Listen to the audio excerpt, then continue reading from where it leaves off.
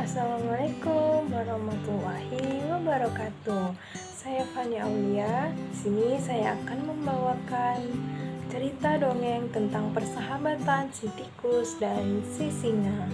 Di sebuah hutan yang lebat, hiduplah seekor singa perkasa yang semua makhluk lain sangat takut kepadanya. Raja hutan tersebut terkenal sangat mengerikan, tidak mengenal rasa takut, dan dia merasa harus dihormati oleh semua makhluk yang ada di hutan. Dia menghabiskan sebagian waktunya dengan berburu, sebagian lagi untuk tidur. Tidak ada makhluk lain yang ada di hutan ini berani mendekati sarangnya, terutama saat singa sang raja hutan sedang tidur. Binatang perkasa itu sangatlah marah jika tidurnya terganggu dengan cara apapun. Akan tetapi, seekor tikus kecil sangat penasaran ingin melihat bagaimana sarang singa si raja hutan. Dengan niat yang bulat, dia berangkat ke gua di mana singa biasa beristirahat. Namun, ketika dia sampai, dia tidak melihat adanya sang raja hutan. Dia pergi ke suatu tempat. Apakah dia akan segera kembali? Kata tikus kecil bertanya dalam hati. Untuk mengobati rasa penasarannya, si tikus kecil masuk menyelinap ke dalam gua. Gua itu sangatlah gelap. Dia melihat jejak kaki sang raja hutan di tanah, dan jejak kaki besar itu membuatnya sangat ketakutan. Sepertinya aku harus segera kembali, pikir si tikus. Namun, saat itu terdengar suara langkah kaki singa memasuki gua. Oh tidak, dia akan segera masuk. Apa yang harus aku lakukan? Si tikus gemetar.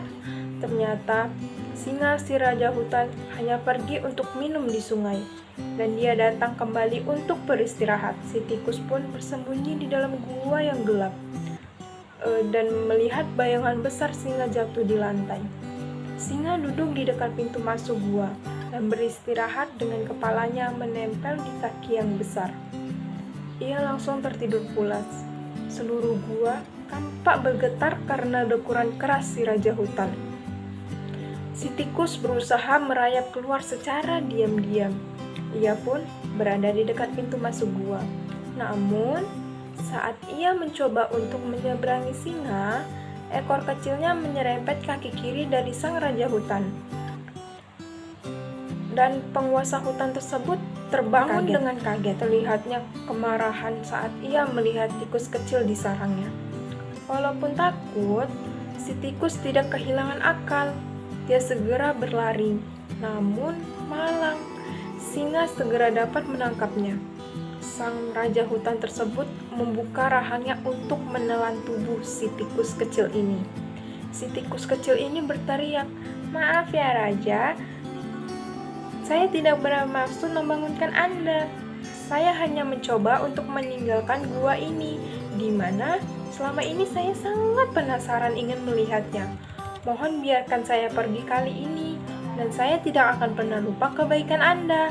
Jika takdir memberikan saya kesempatan, saya akan membantu Anda dengan cara yang saya bisa pada suatu hari nanti." Singa pun merasa geli mendengar ucapan si tikus. Bagaimana bisa tikus kecil ini membantunya? Tetapi ia membiarkan tikus kecil itu pergi dan tertawa terbahak-bahak. Si tikus berlari untuk menyelamatkan hidupnya.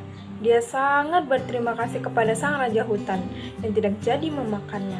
Beberapa hari sejak kejadian itu, seperti biasa, singa sang raja hutan pergi berkeliling. Pada suatu hari tiba, di mana si singa ini terjebak jerat pemburu.